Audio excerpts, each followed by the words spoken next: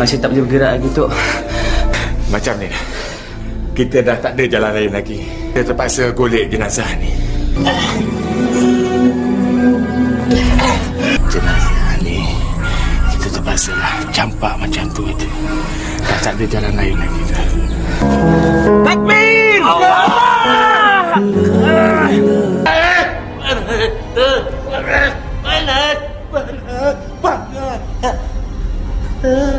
Atuk? Atuk? Aku nak joli ke? Aku nak berduli ke? Aku nak cari dinner ke? Itu aku punya suka. Kau sign je. Sign sebelum aku naik angin.